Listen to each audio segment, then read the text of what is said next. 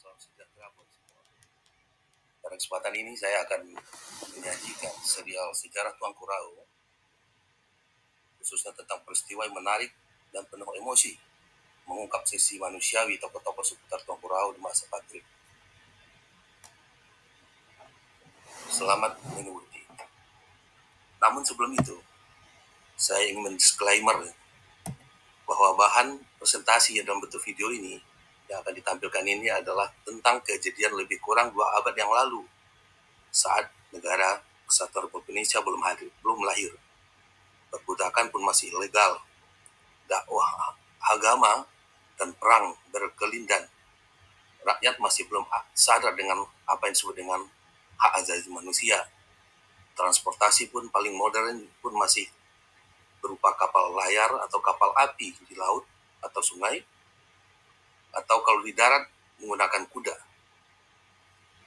Kemudian video ini merupakan hasil cuplikan dari isi rencana buku yang saya susun berdasarkan serangkaian data sekunder yang sebagian besar terkonfirmasi antara satu dengan lainnya untuk topik yang sama.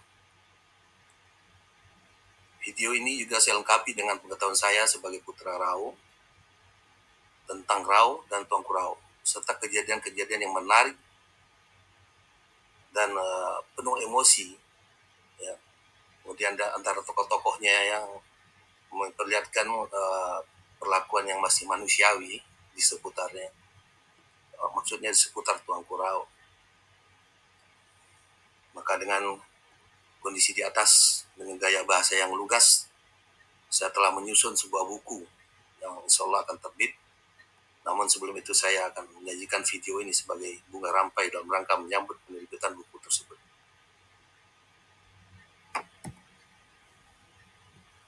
Berbicara tentang Tuan Kurau, kita tentu berbicara apa itu Tuanku dan di mana itu Rau dan apa itu Rau. Tuanku itu sebenarnya adalah gelar di Minangkabau dan juga berlaku di Rau yang diberikan kepada sebagai pertanda bahwa yang bersangkutan telah menguasai ilmu keislaman hingga dipercaya bisa mandiri dan untuk bisa mengembangkan suatu surau atau madrasah pesantren di negerinya sendiri.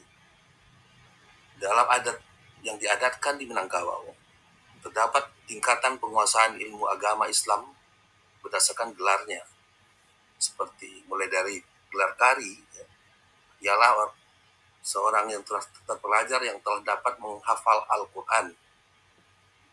Mungkin saat ini disebut dengan qori. Kemudian tingkat berikutnya adalah fakih atau ukih bahasa Arab. Yang orang yang lebih telah menguasai ilmu fikih.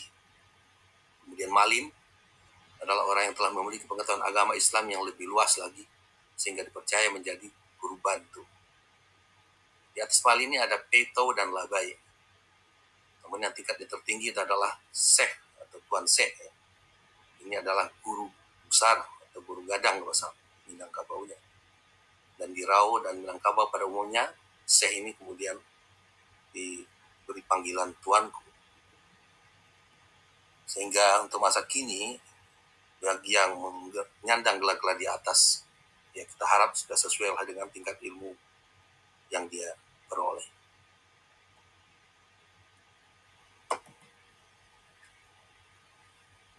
Sebelum di tahap awal barangkali kita akan melihat gambaran tentang Rau. Ya. Rau itu bisa disebut dengan City of Fort Van Amerong. Ya. Kalau yang pernah ke Bukit Tinggi, pernah melihat Fort de Kock. Ya. Kalau di Rau itu dulu ada benteng Fort Amerongnya. Tapi saat ini memang sudah tidak bisa kita lihat wujudnya karena sudah dihancurkan dan ada yang sudah berubah menjadi bangunan dengan fungsi yang lain.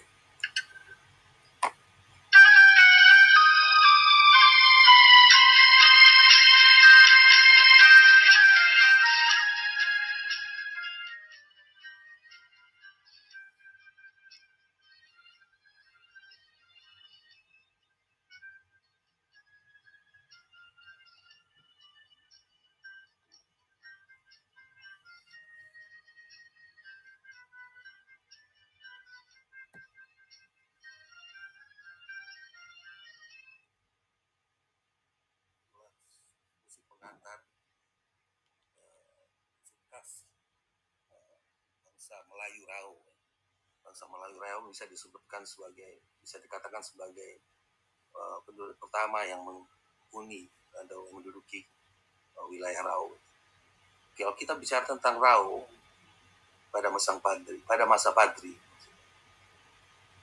bukanlah Rau, kecamatan Rau yang ada saat ini itu terlalu kecil. Rau ini identik dengan lembah Rau secara morfologis. Mungkin di dalam buku-buku bahasa Belanda ditulis dengan Rau Landscape. Kalau di Inggris kan menjadi Rau Landscape. Yaitu daerah rawa-rawa yang dalam lingkaran Bukit Barisan, meliputi berbagai daerah yang luas, boleh meliputi Kecamatan Panti saat ini, Kecamatan Padang Gulugur, Bangsa Kadap dan Lubuk Layang yang kini masuk dalam Kecamatan Rau Selatan, Bubusutan, Sungai Ronya saat ini masuk dalam Kecamatan Mabatunggul, kemudian Silayang, Muara Sipongi. Ini merupakan dua wilayah yang saat ini berada dalam dua provinsi yang berbeda. Ini merupakan daerah hulu timur dan utara dari lembah Rau. Sehingga di Muara Sipongi itu masih banyak terdapat oleh orang-orang Rau. Ia terletak di tengah-tengah Pulau Sumatera, di mana di sebelah utaranya Rau bersempadan dengan Sumatera Utara untuk saat ini berbangsa Tapanuli. Sebelah timurnya bersempadan dengan Riau Daratan yang berbangsa Melayu Riau, dan selatannya bersempadan dengan bangsa Minangkabau. Di sebelah barat terbuka dengan lautan, yaitu Selat Mentawai hingga Samudra Hindia. Sehingga secara geografis yang merupakan membentuk permukaan bumi di daratan Pulau Sumatera yang mengandung kisah dan legenda yang khas dalam antropologi. Kalau kita coba lihat peta-peta yang ada sekarang, yang sebelah kanan inilah Kabupaten Administratif Pasaman. Pasaman yang dulu sekarang sudah dimekarkan menjadi dua, Pasaman dan Pasaman Timur, Pasaman Barat. Dan Rau itu adalah bagian dari Pasaman yang disebut dengan Rau. Nah, Kecamatan Rau saat ini itu adalah yang kecil. Dan ini pun kalau kita lihat morfologinya, terdapat anak-anak sungai dari daerah aliran sungai yang kemudian berkumpul dari utara menuju ke selatan, dan dari selatan menuju utara, berkumpul di tengah-tengah ini dan melewati celah Bukit Barisan nanti hingga sampai kepada Sungai Rokan yang membawa ke pantai timur Sumatera. Nah, tetapi yang saya katakan tadi, lembah Rau itu meliputi hampir 7 kecamatan yang ada saat ini. Mulai dari Kecamatan Rau, kemudian Rau Utara, Mapatunggul Utara, Rau Selatan, atau ini Mapatunggul, Rau Selatan, Mapatunggul Selatan, Padang Gulugur, dan Panti, dan bahkan sebagian daripada Kecamatan Lubus Kaping sekarang merupakan batas dari lembah Rau, yaitu daerah Sundatar. Itulah luasnya daerah Rau yang kita akan ceritakan di dalam zaman Patri. Bahkan konon jauh sebelum itu yang disebut dengan Luhak Rau pun lebih luas daripada yang kita sebutkan. Sedangkan pada tahun 1830, saat kita masih dijajah oleh Hindia Belanda, Belanda sempat memetakan Rau yang mereka tulis dengan level Rau. Ini pun berkelindan dengan wilayah Mandailing. Jadi antara Rau dan Mandailing itu susah untuk dibedakan pada saat itu.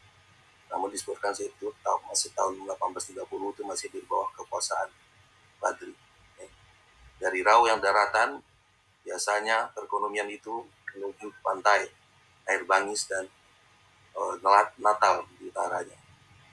Nah, saat ini wilayah yang dua ini terbagi oleh perbatasan Sumatera Utara yang dominan Mandailing dan Sumatera Barat dari wilayah Rau yang ada saat ini.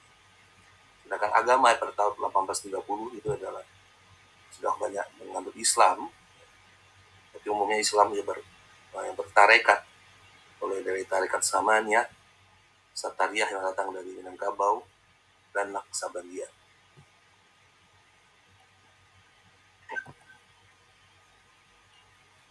Sebagian besar pemerhati sejarah yang ingin mengetahui sejarah yang hakiki tentang sosok Tuanku Rao tentu harus mengetahui juga tentang orang-orang di sekitarnya. Kita tidak bisa to the point langsung Tuanku Rao itu siapa, karena dari Belanda sendiri pun susah untuk mengidentifikasi yang mana yang Tuanku Rao. Bahkan seorang Amin Pane pun sempat berpendapat bahwa Tuanku Rao itu sebenarnya sosoknya sama dengan Tuanku Tambusai. Sedemikian dilindunginya identitas Tuanku Rao karena sangat membahayakan pada Belanda. Dan hingga saat ini pun sebenarnya masih menjadi misteri. Tapi dalam buku ini saya coba sedikit mulai menguak siapa itu Tuanku Rao. Nah, orang yang pertama yang sekitar Tuanku Rao yang pasti sangat berpengaruh saat gerakan Padri atau perang Padri adalah Tuanku Imam Bonjol. Ia disebut sebagai seorang disebut oleh sejarawan sebagai mentor dari Tuanku Rao. Dalam buku saya itu nanti ada di bab 5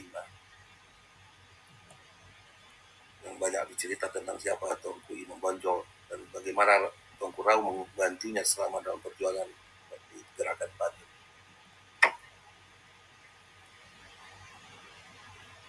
Nah, untuk berbicara tentang Tuanku Imam Bonjol, tentu kita berbicara tentang negeri Bonjol.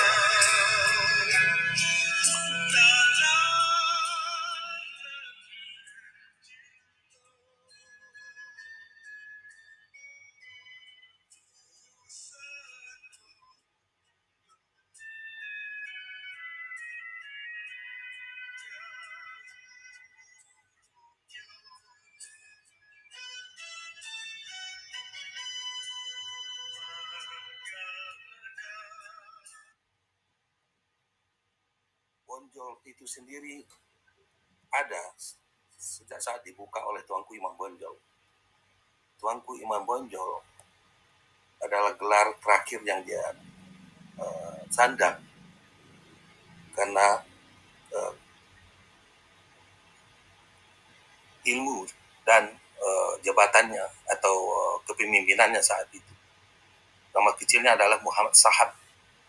Nah, kali kalau udah mendengar Sahab ini ada berbau-bau Arab, ya saya tidak tahu persis apakah memang ada keturunan Arabnya, tapi dari yang saya telusuri nanti kita bisa lihat siapa beliau sebenarnya. Sejalan dengan pendidikannya dan ya, capaian ilmunya, maka dia juga digelari dengan Malin Basa. Ya. Tadi sudah disampaikan Amalin itu tingkatnya apa. Kemudian terus menjadi Peto Sari. Setelah gerakan Padri ini sudah mulai berkelindang dengan perang Padri, maka beliau juga diangkat sebagai Tuanku Mudo. Gelar Tuanku Mudo ini adalah panglima perang daripada Padri. Jadi setiap wilayah Padri itu ada Tuanku Mudonya. Gelar Tuanku Mudo ini bertahan hingga Tuanku Imam Bonjol didaulat menjadi imam besar di wilayah Bonjol. Dan dimulai dari bentengnya tersebut. Sehingga Bonjol itu ada sejak Tuanku Imam Bonjol membangun benteng di sana. Jadi tidak ada Bonjol itu kalau tidak ada Tuanku Imam Bonjol. Lalu siapa dia? Saya berhipotesis dari gelar-gelar yang ada bahwa dia itu adalah ilmuwan Islam. Kemudian karena dia memimpin peperangan, dia panglima perang, dan dia adalah perintis negeri Bonjol. Setelah benteng Bonjol terbentuk, kemudian meluas menjadi perkampungan, dialah yang memimpin negeri Bonjol tersebut. Akhirnya di zaman kemerdekaan, pemerintahan Republik Indonesia menganugerahi beliau sebagai pahlawan nasional. Namun ternyata ada yang orang belum banyak tahu bahwa beliau adalah keturunan Wali Songo. dan sekaligus adalah keturunan Ningrat Minangkabau, maksudnya keturunan Raja Bagaruyung pada masanya.